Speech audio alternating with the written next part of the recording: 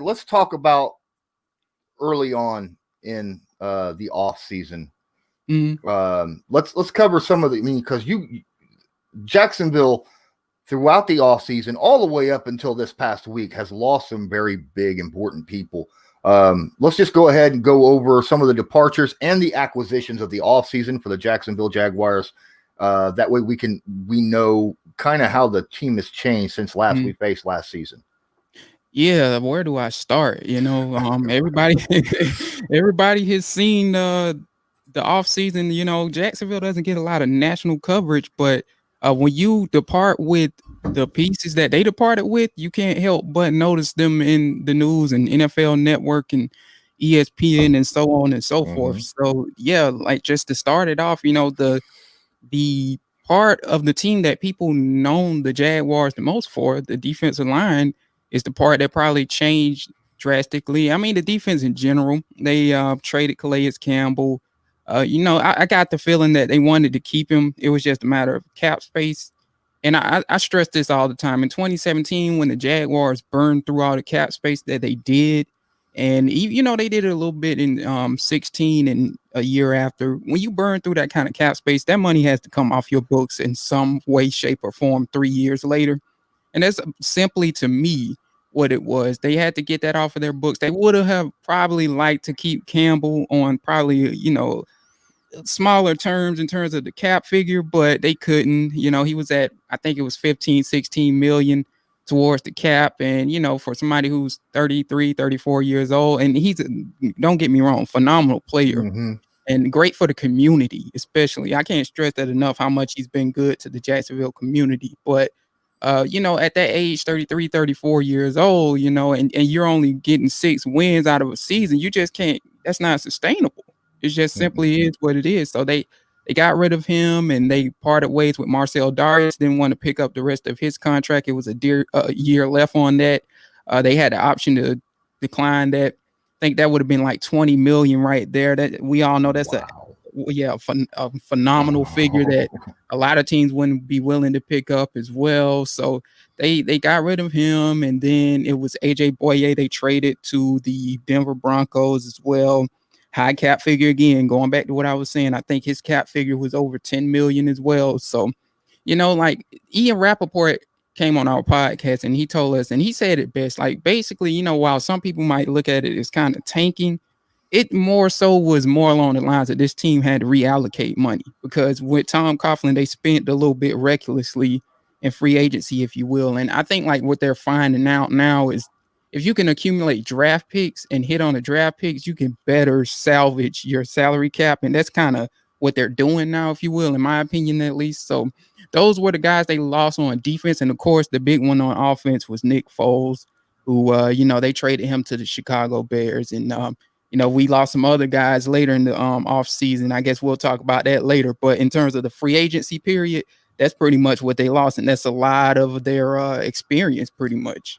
Do you think trading Nick Foles and having to eat some of that cap hit, do you think that had something to do with having to trade Calais Campbell?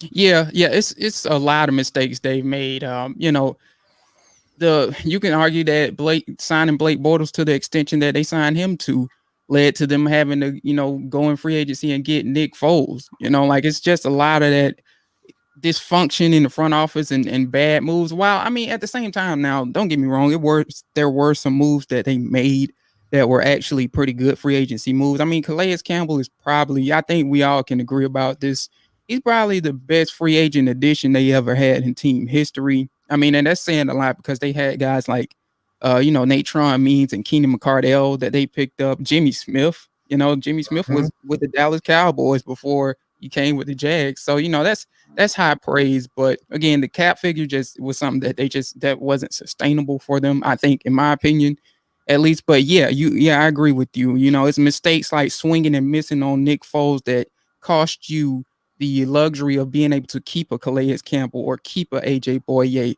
or even on a grander scale, keep a Yannick Ngakoue. So, that's where they were with it at that point in time. They traded him, had to eat some cap space. And, luckily they had a rookie on a 6-year deal in Gardner Minshew that allowed them to be able to do that, and move on with, when aside from Nick Foles' salary, is not a lot of salary going in towards the quarterbacks on this roster. So they kind of had that luxury to help them out, and they ended up trading him for a 4th round pick. Yep. You was talking about earlier how you don't feel this is really a rebuild for the Jaguars. Do you feel it's more of a kind of an identity culture change, especially with some of the recent trades and releases that they've had? Yeah, I feel like it's in a sense of how it looks on the surface and where they are in terms of the youth on the team. It probably is a rebuild, but you can't tell that to Dave Caldwell or Doug Marrone. Like they don't see this as a rebuild. They see it as, like I said, what Ian Rappaport basically said, is reallocating money and whatnot. And yes, that's a big part of it too, is what you said, is resetting the culture is something that they wanted to do, because while, in 2017, they had a lot of success and almost went to the Super Bowl, it was just some things going on in the locker room that just wasn't sustainable. And it's reared its head over the last 2 or so years. And you've seen it, and as they've kind of traded people off here and there, you'll hear, okay, well, that person had some issues in the locker room, that person had some issues in the locker room, and so on and so forth. So yeah, that's definitely something that they've been trying to reset. And like they really do, going back to Dave Caldwell and Doug Marrone, they really do like this roster culturally. It feels like more than they have the rosters of the past. And that's because, you got a lot of young kids. They have 16 rookies on this roster that love to practice, that, you know what I'm saying? And you got Pete Prisco was talking about this earlier. You got people like Gardner Minshew, just his 2nd year in the league, chewing out, or, just having some words with Juwan Taylor, who is, in the 2nd year of his contract as well. Like, you like to see that kind of an interaction or that accountability, like they're good friends. Don't get me wrong. It's nothing personal or anything, but that's the kind of accountability you like to see out of a young roster that, maybe they hadn't saw in the past that they wanted to move on from. And need I remind you, those rosters were much more experienced than the ones they have now. So I think they have a locker room now, albeit a lot of young players, but it's one that they feel like they can mold into the team that they want to be in the end. Yep. I want to thank Cade99 Behind the Ball Sports for joining on Sportscaster. And what's up, Spiggity? Thanks for joining the stream, my guy. If you're watching this live, please don't forget, hit the like button down there and share to your social media. I'd really appreciate the extra exposure. And I'm sure James here would as well. So one of the issues that early on in the season, I noticed that Leonard Fournette was kind of throwing Minshew under the bus, right? I mean, he was out there basically saying, we need Cam Newton to come to the Jacksonville Jaguars. And that to me is like a really, really bad look. And I want to know, is it, in your opinion, that might have had something to do with his release? Well, I'll say this too. When Cam Newton was a free agent, I'll say this too. Cam Newton shouldn't have been a free agent as long as he should have. And I think his situation was mismanaged first and foremost. Had they released him around free agency time, he probably could have found a home quicker and so on and so forth. And, I was actually an advocate of getting Cam Newton, but I understood why they would want to continue with Gardner Minshew. You got this 6th round pick guy that goes out there and completes, what was it, in his first ever game, like 23 straight passes, like that's unheard of, man. Even for the circumstances, this kid just went out there winging it, chose basically 30 or so plays that because he had to be thrown into the lineup abruptly, just chose 30 or so plays in the playbook. Him and John DeFilippo are on the sideline like, oh man, like Nick Foles is out of the game. Hey kid, choose like 30 plays in this playbook that you think you can flourish with. And then the kid goes out there and completes almost, 25, 24 passes straight, something just ridiculous against the Chiefs. So, when you see that, you can understand why Dave Caldwell would say, oh, I need to give this kid a shot. Even though they ended up, they benched him because of Nick Foles week 10. You remember that game because we played the Colts. But they ended up benching him. But I think deep down, like they knew that they shouldn't have done that. and they should have let Minshew continue with his momentum, albeit he was coming off a bad game with the Eagles. But at that point, it's like, let the kid take his lumps, keep going with them, so on and so forth. Now, in terms of the Leonard Fournette situation, you know, I don't know if that necessarily had something to do with it, but you can see why that would cause a issue, because if this front office and this team and everybody else but Leonard Fournette is saying, hey, we want to go all in on this kid, we like what he can do, and then you have one person, or maybe more, but one person who has at least shown to some degree that he doesn't agree with you all on that, you have to move on from him in a way, because if you have that one person in the locker room that doesn't believe in the key factor of the season, then that's an issue. And, I think maybe it could have had something to do with it, but when you look at it from the outside in, that's an alarming thing. And, one has to wonder, how can you keep somebody in the locker room with a situation like that? And, I'm a guy that I was cool with keeping Leonard Fournette for the year. It kind of shocked me, to be honest with you, that they did it so close to the season. But that being said, like, that is a alarming thing to have go on in your locker room when you see that. Yeah, I mean, personally, I can understand Fournette wanting to get Cam Newton.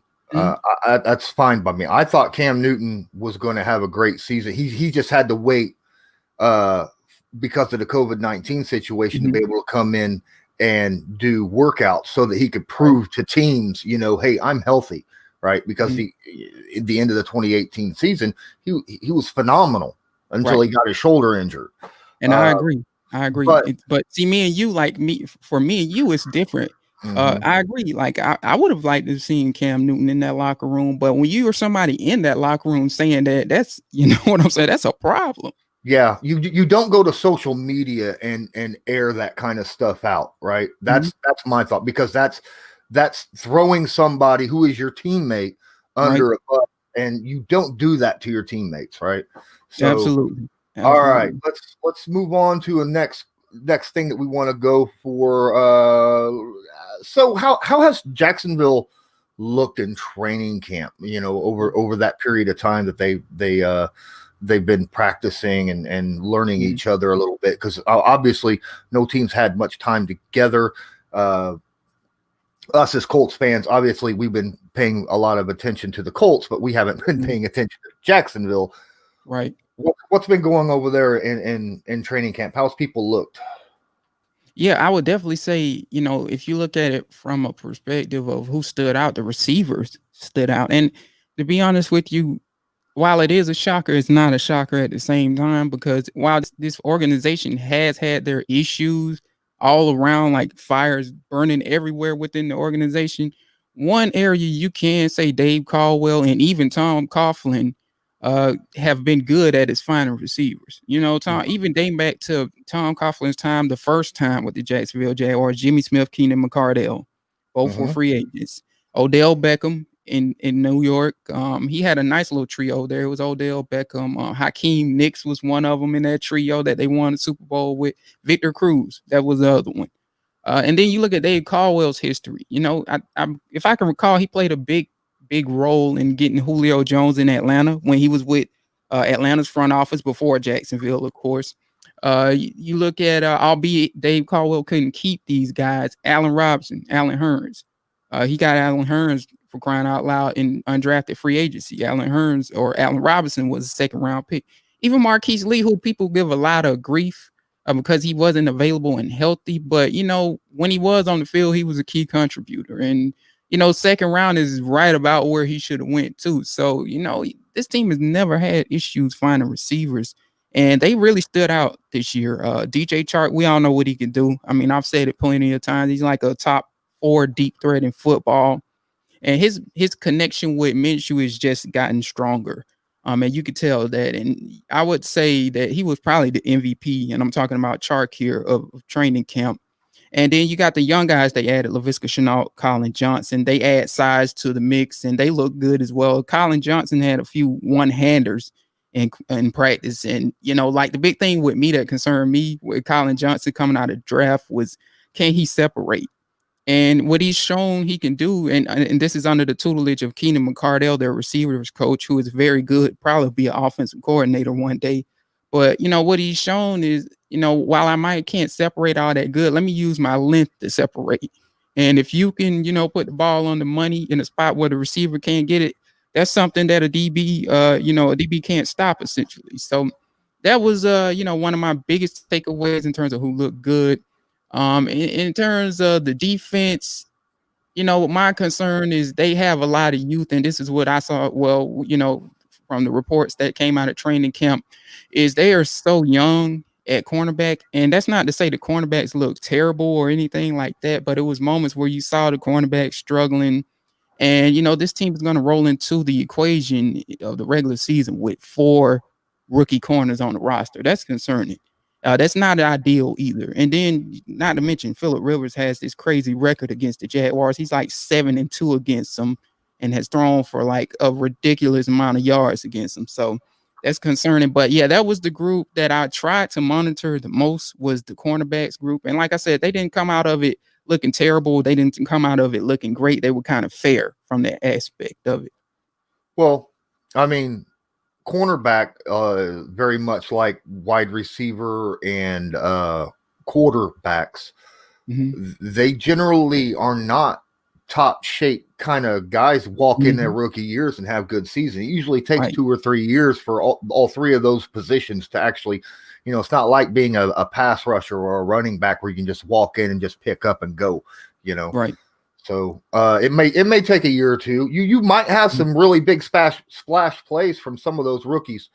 So going over this offense, now I don't know about the running back situation, but I mean, DJ Shark, Connolly, Laviska Shenault, Dede Westbrook, Keelan Cole. Honestly, I'm very happy to see O'Shaughnessy take the tight end 1 position over Eifert. I was a big fan of his last year. How dangerous do you think this offense is going to end up being this season? Well, I think the X factor probably will be Jay Gruden. That's the new coordinator they got, and Jay Gruden, I look at his track record. He's had success with young quarterbacks in the past. Andy Dalton. While he was there with Andy Dalton, they went to 3 playoff appearances with the Bengals. Albeit we all know what the Bengals are known for, being one and done in the playoffs. But the fact that of the matter is that they were getting in there with a quarterback that Jay Gruden worked with from his rookie year to like his 2nd or 3rd year. That's an alarming thing to see. And then AJ Green was phenomenal as a rookie until his 3rd year under Jay Gruden as well. I think he put up like 1,000 yards each of those 3 years, if I'm not mistaken. So that's an alarming, thing to see. And then, even with Kirk Cousins, albeit Kirk Cousins didn't stay with the Washington football team, Kirk Cousins, he raised his stock enough for Kirk Cousins to get what at the time was the only all guaranteed deal in football history. And that contract was crazy. That it was historic, monumental contract that Jay Gruden, you could say, played a role in helping Kirk Cousins get to, basically. So with that being the case, I think, Jay Gruden, Gardner Minshew could very well be in good hands with Jay Gruden. We'll see if that's ultimately the case. I think, going back to what I said about AJ Green, DJ Chark is in very good hands with Jay Gruden as well.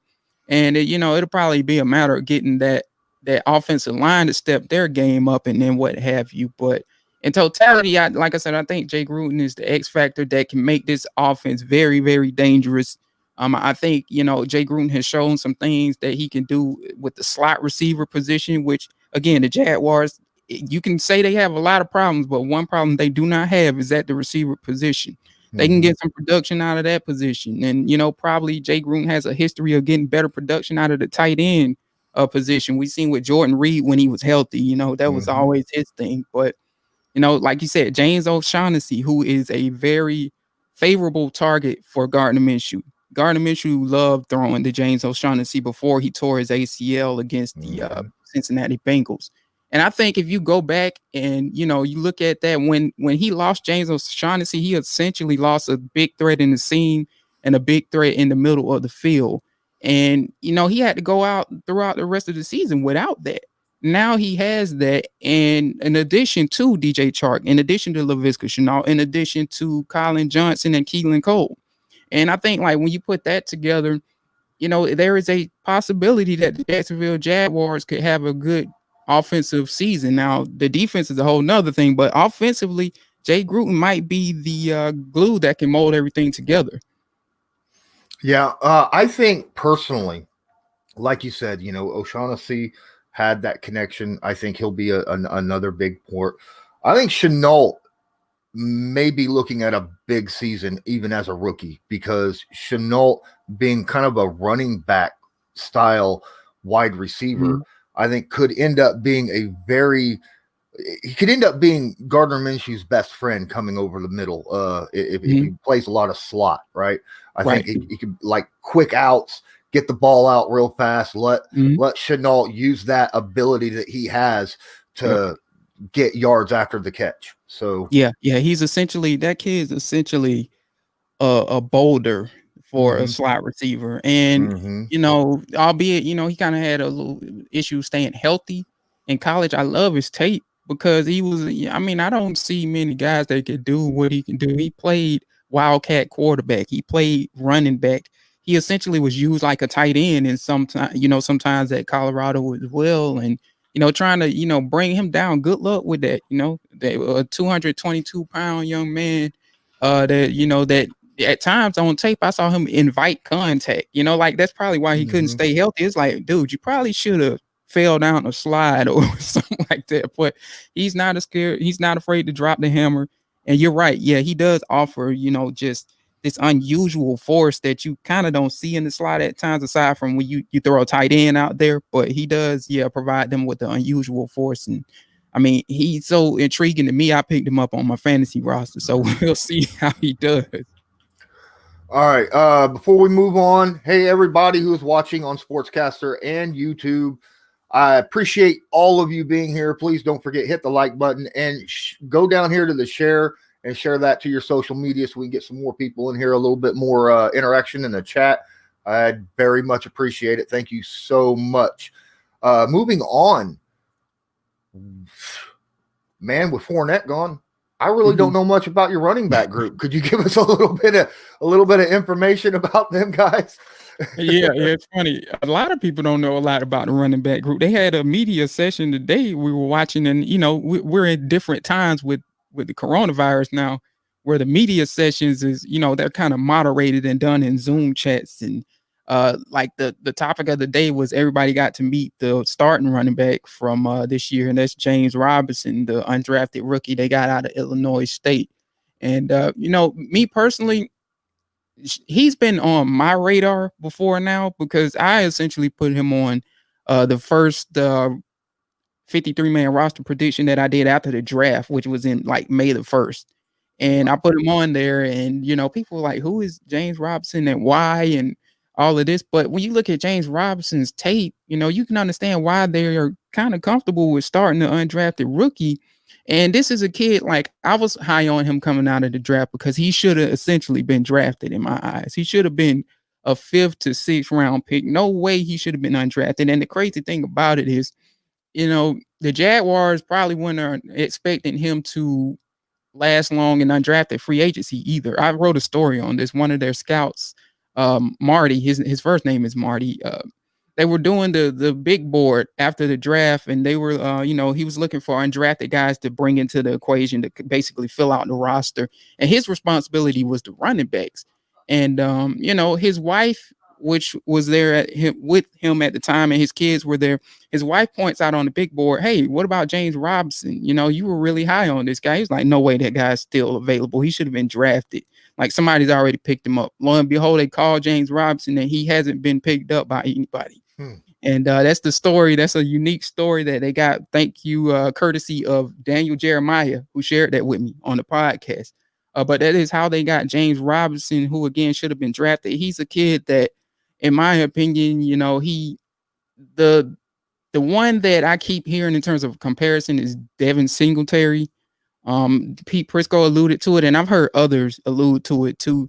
And I think that's a fair comparison. He's a guy that, he has, people love his vision. The vision is there.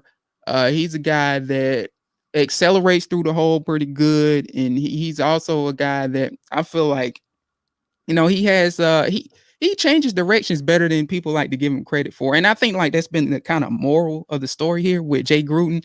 You notice like he's been trying to add those running backs that change directions better. Like Leonard Fournette is a one cut guy basically. So, that might have played something into like them moving on from him as well. And I think, this James Robinson kid could shock some people. Because we've already seen the running back class from this year make an impact already. We saw it last night with Clyde Edwards-Helaire. And, James Robinson's going to get the same type of opportunity. Probably not as many carries, but he's going to get the start. And he can make a name for himself. And don't be surprised if he has a good game, in my opinion. Awesome. So after the loss of Darius and Campbell and Ngagwe, what are we expecting from the front seven? Yeah, well, the front seven is very interesting. In the Jags' credit, when they lost Campbell and Darius in free agency, around the free agency period, should I say, via trade and just straight up not retaining Darius's contract, they tried in free agency. They went and got Rodney Gunter, and he was essentially going to replace Calais Campbell and do the same thing Calais Campbell would do. They also got Al Woods to play nose tackle. I'm sure you're familiar with Al Woods. He played with the Colts for a little bit. So they got Al Woods to play nose tackle. And at the time, Al Woods would have been, this is to show you how young this roster is. Like at 33 years of age, he would have been the youngest player. And I think it was like him and the only one other player that was 30 years of age on this roster. Wow. But Al Woods elected to opt out for the coronavirus and concerns of it, which that's understandable. In today's day and age, you definitely can't blame anybody for doing that. And they had some unfortunate news with Gunter where he had a heart condition. He found out he had a heart condition that he had to retire as a result of. And again, like Woods, you can't blame him for that. That's life-threatening. So they just had bad luck with trying to replace, who they lost in the trenches, basically, or on the defensive side. So now they're looking at a really, really young group. As in, like I said, if Woods was like one of the only people that was 30 years of age on this roster, when they lost him, you already know like it's a bunch of young guys at that point. So that being said, like now they're going to depend on, like, I think in terms of the starters, you're probably looking at Avery Jones, who's the longest tenured veteran on the team at, I think he's 28, 29 years of age. Y'all have seen him for many, many years on the Jaguars team. And Taven Bryant, first round pick from 2017, he'll be lining up next to him. And then probably on the edge, you'll probably have, I guess, according to the unofficial depth chart, they're going to put Gotsis there, who they just picked up out of free agency, a big end that can hold up against the run. And, of course, I mean, the main guy there, it goes without saying, is Josh Allen, who probably should have been the rookie of the year defensively. But let's just say I think, the fact that Bosa plays for a more marketable team, a more known team, he probably got that. But Josh Allen did more with less snaps, basically, in my opinion, and beat him in the sacks department as well, if you want to go that route. So Josh Allen is the guy, but the concern I have is like with Josh Allen being the sole guy and not having Calais and Darius next to him, people are going to key in on Allen now. And it'll probably be up to Taven Bryant and others on that line to be able to free him up and what have you. And I think, in Taven Bryant's defense, he gets a lot of grief, but I think Taven Bryant is improving, or he improved at least last year more than people want to give him credit for. And one game in particular that you could look at and tell that, and he shocked both people on the Colts side and the Jags side, was that game in December against the Colts last year. He had some reps against Quentin Nelson where he just flat out whipped Quentin Nelson. And we all know Quentin Nelson is an all-pro bona fide starter. Like, that's a big deal when you see stuff like that and you see a player develop into that. So I think, Taven Bryant could be an X factor this year if he continues to develop as he has. And another X factor that I want to point out is Devon Hamilton, the third round pick they got out of Ohio State. He's going to play nose tackle. Again, he's going to be behind Avery Jones. But he was unstoppable at training camp. They just couldn't deal with him. And albeit, he went against a lot of the second team guys, but he was just a brutal force. And he was a guy that I praised too. I think he'll be the biggest surprise of the year. I said that in my podcast. But he's a guy that he's more than your typical nose tackle at 6'4", 220, 322. He's a guy that, he has the ability, like he has like 3 technique like abilities. Now I'm not saying he's a pure 3 technique, but he has 3 technique like abilities. And he's a guy I think like that really could free up Josh Allen when he gets into that rotation. And then they also have Timmy Jernigan too. I forgot about him who Timmy, I think he grew up in Lake City, Florida. That's like 70 miles from Jacksonville. So he's essentially home. And he's a guy when he was healthy, Timmy Jernigan was a great part of that Philadelphia Eagles championship team from 2017 in terms of, he started actually in terms of getting to the quarterback. So that's another little piece to the equation that can come off the bench and help them as well. All right, so we pretty much got to know the Jacksonville Jaguars. Do you have any questions about the Indianapolis Colts that maybe have been kind of lingering with you? We've been doing our Colts homework all week. We had my buddy on. Shout outs to him, Arden Franklin from the Colts-Wire.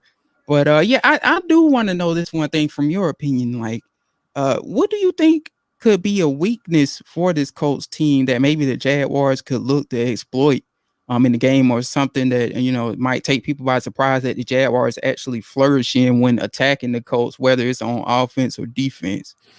I think offensively, I think the Colts, depending if you can get some kind of run game going, I think the deep pass could be there for Jacksonville, because you have good wide receiver, especially Schultz or Sharp. Oh, I can't pronounce his name very well. But yeah, DJ Chark. Thank you. You have some deep threats that I think could really take advantage if the Colts have to bring up their strong safety in order to slow down the run game. I think you have a shot at that, because quite frankly, there was times last year when both outside corners that the Colts have had trouble at times. Right. Rock Ya-Sin had troubles early on last year. Now he shored a lot of that up later in the season, and as you know, Xavier Rhodes last season had all kind of problems at times due to injuries. So I don't know how he's going to look at this point. He's in his 30s now, so we don't know. I believe that you have a good enough passing attack that as long as Minshew has at least a few seconds to let those wide receivers run those routes, I think you could really take advantage of it over the top. Yeah, I agree.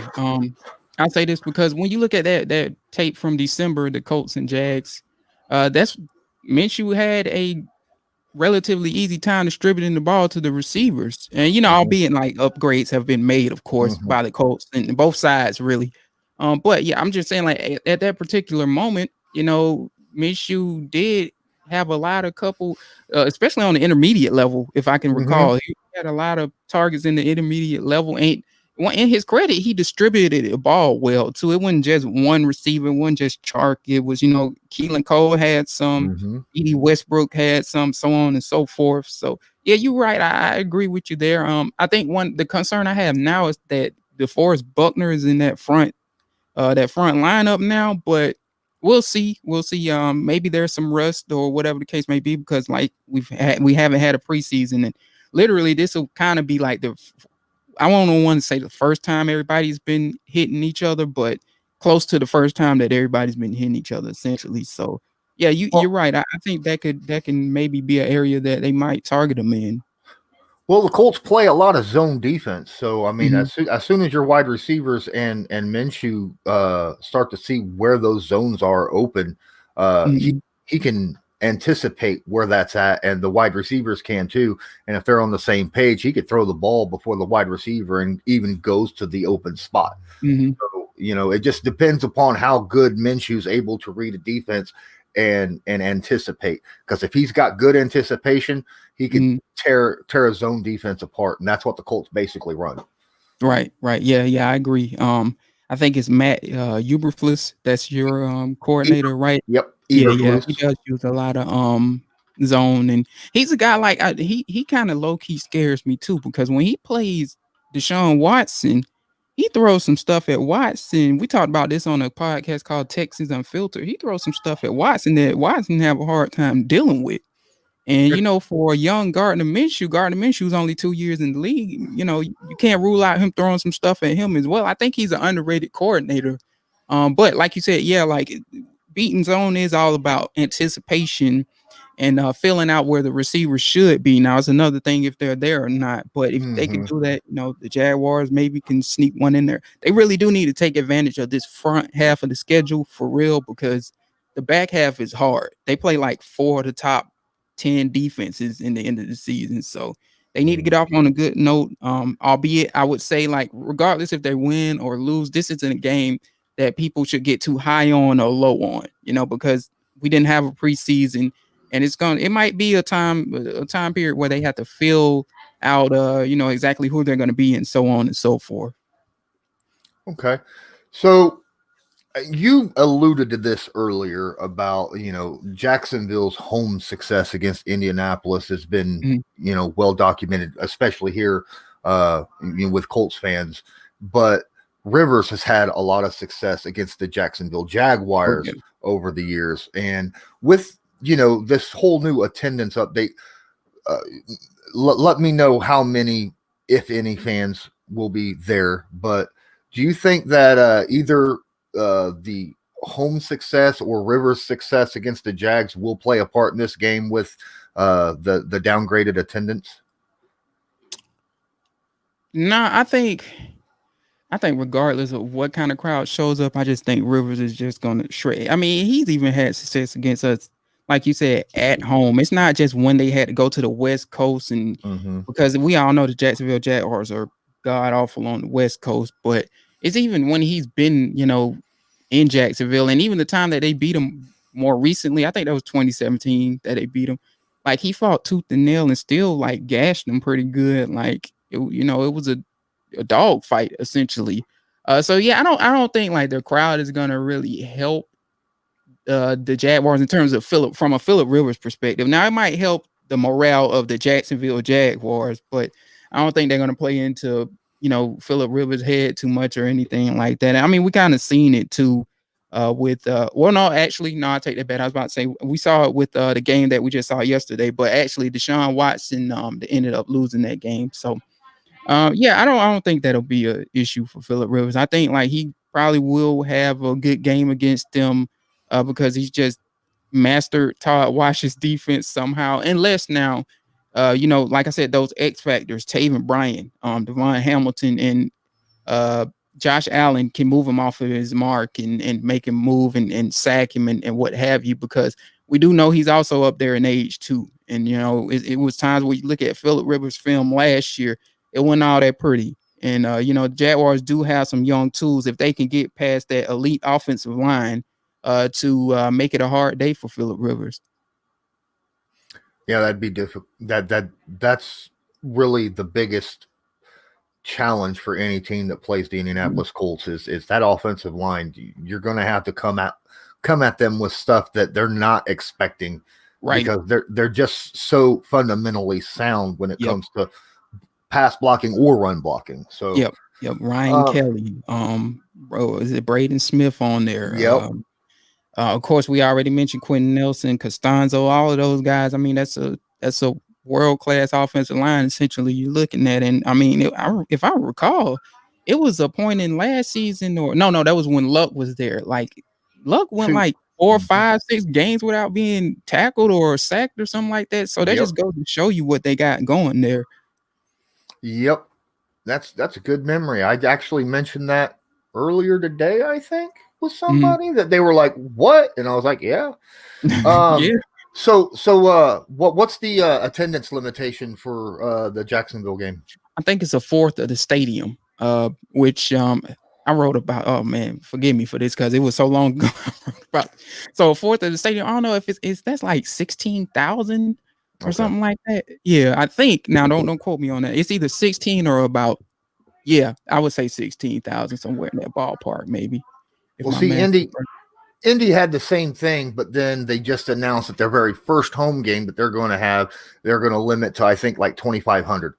I think they're just going to try to ease it in and then work their way up to that maximum of 25% just to see how things go. So I didn't know if maybe Jacksonville was doing the same, or even if they were allowing fans at all, because some teams aren't allowing fans. That's a good question, actually, because Jacksonville and the state of Florida has been hit with COVID. Like it was at one point in time, like they were putting up astronomical figures in that category, unfortunately. So, prayers to Florida as well. But yeah, like they were one of the big question marks in terms of when they were planning all of this stuff with the NFL in terms of attendance and so on and so forth. People were looking at Florida like, oh man, what are they going to do with those numbers they have?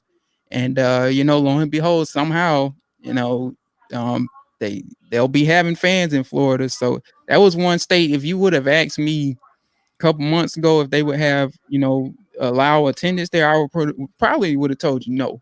They're in like Georgia and like New York and of course Cali. I don't know their situations right now, but when you looked at the COVID numbers, it wasn't pretty. That's to say the least. All right. I want to welcome Tevin Williams and Nomadic Brian. Welcome, guys, for showing up. Brian does pose an interesting question. Last year, the Indianapolis Colts started a whole lot of rookies. And the year before that, they started a whole lot of rookies. How many rookies are starting for the Jags this year? 16. They have all the Jaguars. This is the crazy part about it. Jaguars accumulated 12 draft picks in April. Nobody would have told you that they thought the Jaguars were going to use all of those picks, especially with how Dave Caldwell likes to maneuver. So it shocked us that they made all 12 selections. And we especially were expecting him to move up in probably the second and third rounds because that's just kind of his specialty.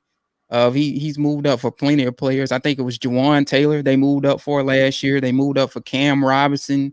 They moved up for either it was Marquise Lee or Allen Robinson in the second round, but they they do it almost every year in the second round, and they've done it in the third round in years past as well. So all 12 of those rookies, shockingly, and this is what concerns people, made the roster.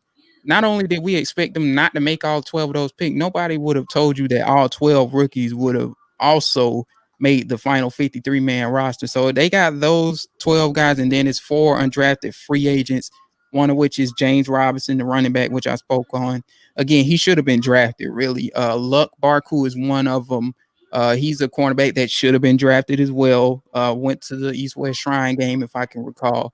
And they have a long snapper on there that's undrafted. And also, I think, defensive tackle Dustin Costin, who is undrafted. So, yeah, real young team. But, I mean, that can make a good floor for next year as well. All right.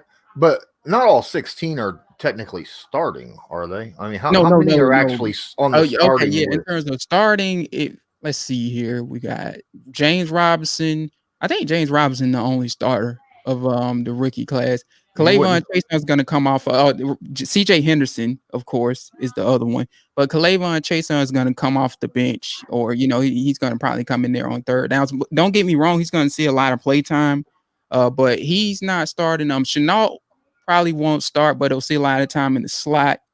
Devon Hamilton will be coming off of the bench. So yeah, it's about trying to think off the top of my head of the whole roster.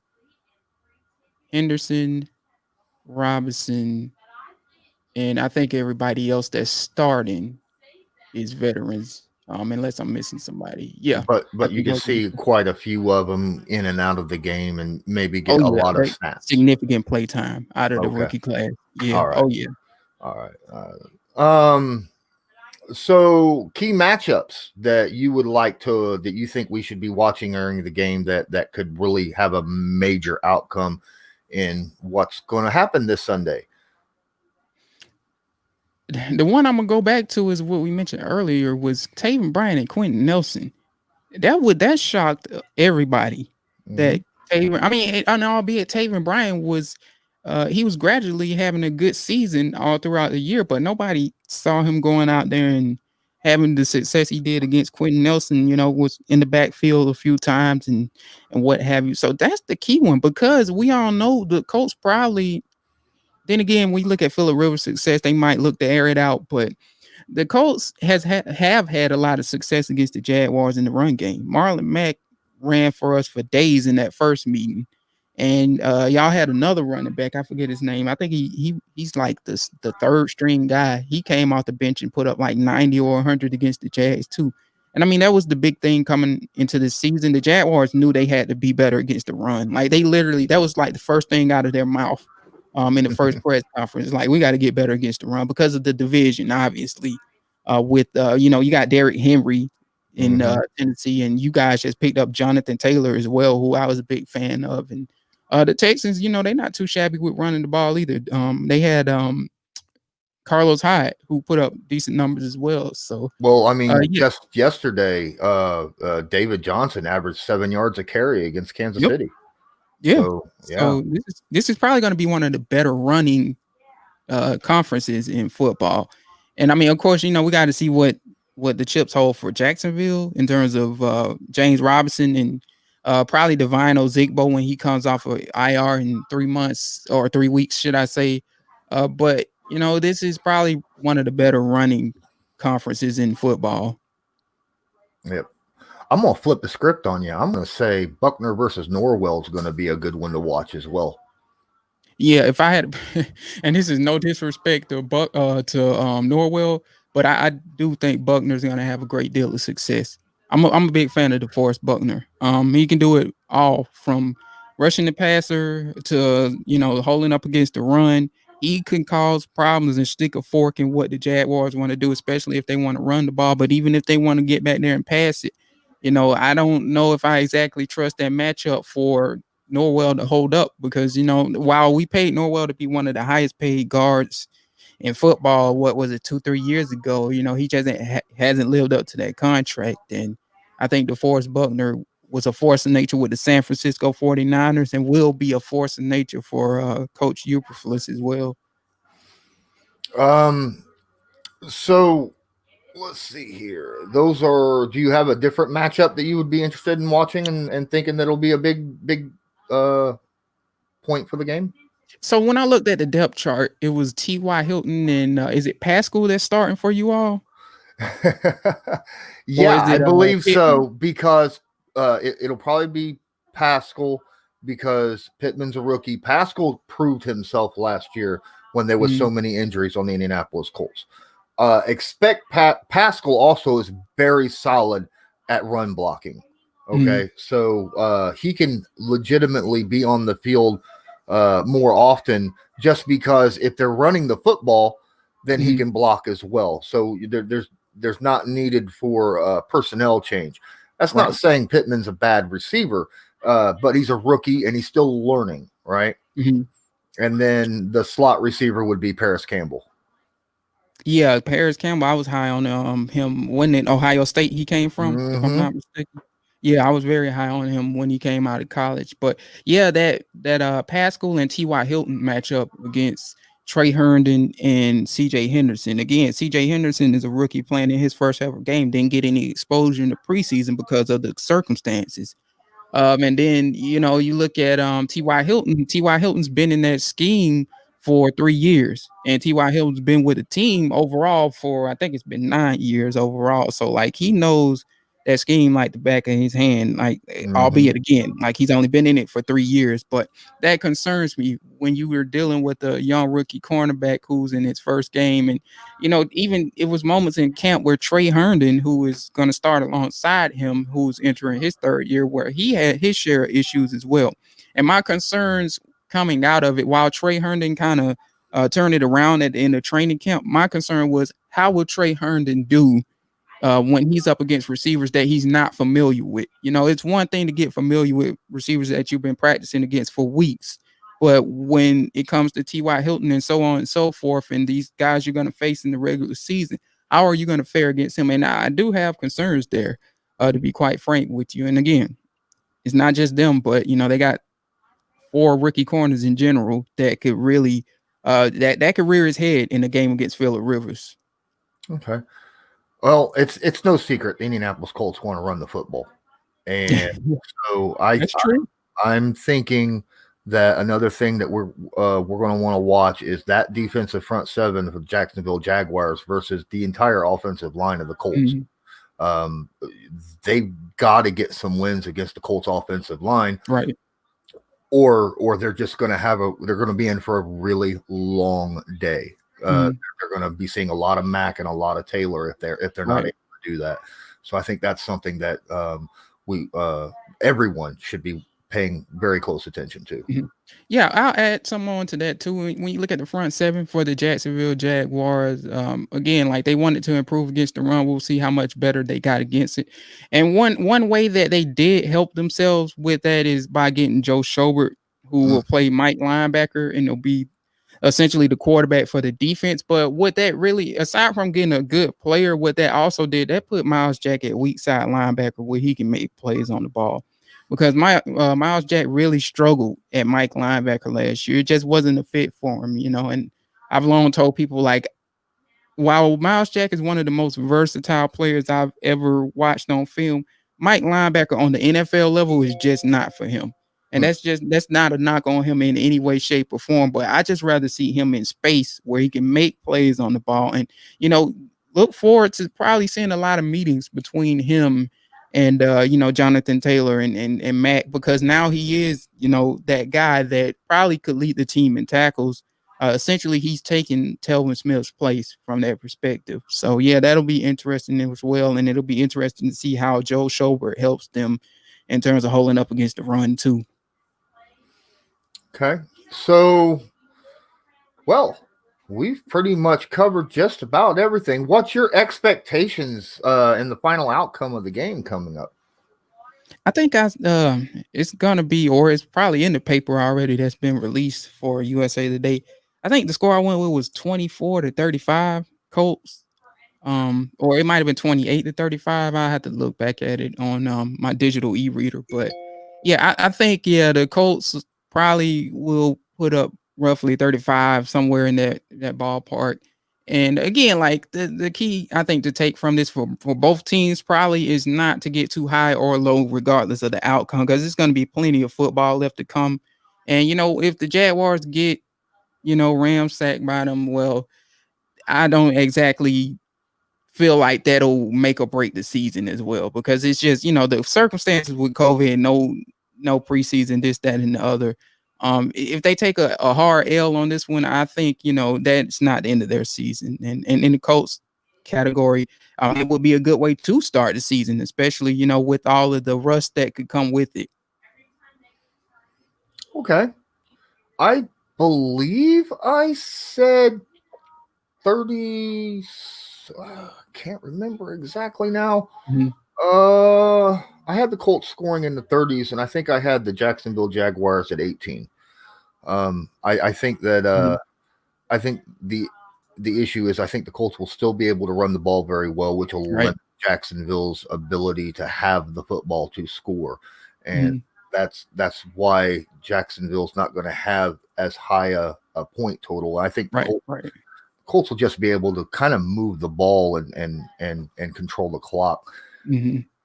I wouldn't be shocked. Jacksonville's just young, and it's going to take them a few years. I think it's kind of like the way the Colts were sitting 3 years ago. They were a very young team, even though they were still what helped them out is they were still led by Andrew Luck at that time. Right. But they were still a very young team, and they were still young last year. Now they've got a veteran quarterback who knows the system, unlike last year. And I mean, Brissett knew the system, but I'm not even comparing Jacoby Brissett to Phillip Rivers. I mean, right. I get you. But and like you said, and I actually know the number to this. Colts are the 10th youngest team in football. And a lot of that, probably the reason why they're at 10th is probably because of Phillip Rivers, who, what is he, 39 or 40? Something like that. I mean, we flipped Adam Vinatieri for Phillip Rivers. Right. In terms of the average cap, when you look at the team average, exactly.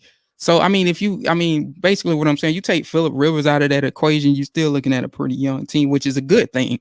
And, in the Jags, like, that's the one thing, like you said, in terms of the Jags, they're very young. I think, like, the fan base just has to get it, in my opinion, in their mind that I'm not gonna even say the Jaguars are gonna have this season Vegas is predicting them to have. Like Vegas is predicting them to have like 3 wins or something like that. But around the lines of 6 wins is what I'm projecting.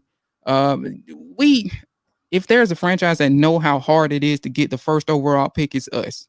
And I feel like our fan base should know better than to feel like we're going to hit what Vegas think we're going to hit, because it's just, and we've seen worse rosters in terms of Jacksonville history, and they couldn't get the first overall pick. So I think about, 6 wins, because they'll win some games they're not supposed to win because they're this young, hungry team that just, it feels like they're willing to run through a wall for not Gus, but Doug Marrone and company.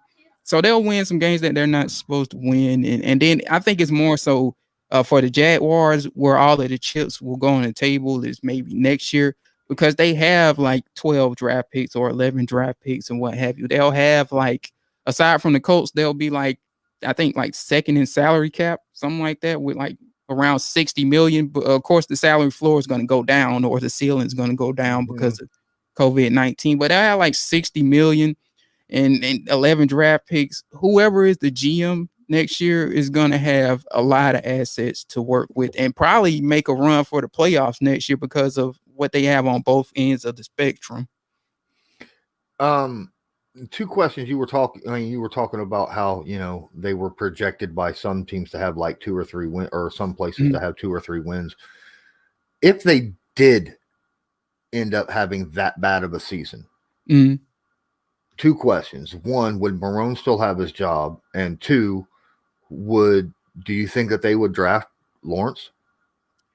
With Shad Khan, you never know. But I feel like Shad Khan can't keep Dave Caldwell and Doug Marrone with 3 wins. He can't. I mean, like, they've only had, in terms of Dave Caldwell's tenure there, which is like 8 years, they've only had 1 successful season, and that's 2017. Like, what is the excuse you can make up this time to keeping him? And what is of course, if you're going to fire the GM with that, you're probably going to have to fire the head coach, because the next GM is going to want his own head coach. So that being said, if they get 3 wins, I think it's definitely, regardless of how skeptical of people, how they are on Shad Khan's decisions, I think that's a no-brainer decision where, 3 wins, you got to get rid of them. And yes, I do think they would get Trevor Lawrence or Justin Fields, or Trey Lance is the other one. Between the 3, I'm a Fields guy of the 3, but I do like Trevor Lawrence. Don't get me wrong, I'll be fine with that as well. But yeah, you have to, and I think the key is, regardless of what the season is, people have asked me this often, like, what is it that Gardner Minshew needs to do to prove that they don't need to go that direction next year? It's the most common question you probably can get. And I think for Gardner Minshew, he has to show that he's approximately a top 12 quarterback. And I know that's high expectations, and that's a lot to ask for. Don't get me wrong. But the reason I say that is because when you're talking, approximately a top 12 quarterback is where you're talking about that playoff tier caliber of a quarterback, basically, in that range. And, if he's not that, you can't validate not taking, who people are essentially saying is the next Andrew Luck, as you would know, right? You can't validate that. There's no way you can. So, or in Fields' case, some comparisons of him to Deshaun Watson. Still, you can't validate passing on that either way. Right. And that being said, yeah, I think like that's what Gardner Minshew needs to show in terms of, if the team needs to move on from him or not, regardless of who the GM is. Yeah, I agree. It would really be on Minshew and his performance, no matter what, because a quarterback can still do very well and still have losses because of situations. I mean, right. Everyone knows Deshaun Watson's a great quarterback, but look at the situation he's in, right? Right. So, all right. So, everyone on YouTube, thanks for joining. Please don't forget, smash that like button. I got 15 people. It's only 15 people, but hey, I appreciate all 15 of you. Tevin says stop mentioning Andrew Luck. So I just said it again. It's a sore subject with a lot of Colts fans. Yeah, I can understand that. I can understand it. please smash that like button and share the video out to your social media, Twitter, YouTube, Instagram, whatever. James, tell everybody a little bit about yourself and where they can find you. Yeah, we'll be covering the Colts-Jags game all weekend. Me and my crew. You can find me at sportsgrind_Don on Twitter. And as you've already alluded to, I'm the managing editor of the Jaguars Wire. That's jaguarswire.usatoday.com. And of course, we run our podcast, which we typically will do one episode a week. But with the regular season coming, we might try and stick more episodes and content in there. And we might even try and do like some post-game content in terms of after the game Sunday. Just follow me on my Twitter to figure out that. But the podcast is the Believe in Jaguars podcast by the Believe Podcast Network, and that's BLEAV. We got a whole network of podcasts you can check out: football, basketball, video gaming, reality TV, you name it, is pretty much there. Every single thing that he just said, I have right down there in the description of the video. Just click show more under the description, and if you scroll down, you will see all those places. There's links to all of them that you can go check him out if you want. Want to thank you again, James. I really appreciate you being here. Hopefully, maybe later on in the season when we play again, because I don't think we play again till 17. Yeah. Is it the season finale? Yeah, I think we had the season opener and the season finale. So maybe by then we'll be able to get together and get your co-host or somebody else on here as well. We all could just sit here and talk, man, and cover the NFL and the games and stuff. I really appreciate you being here again. Absolutely. Thank you for having me on, and I'll be glad to come on again. Just let me know, give me a buzz. I'll come on and we'll talk football once again. All right. Thanks everybody on Sportscaster and on YouTube for watching. Don't forget, hit the like button, hit the share, subscribe. If you're not a subscriber, you are missing out. And hit that notification bell so that you're notified every time I go live. And until next time, I'm Lawrence Owen. This is Colts Law with James Johnson. Have a good one.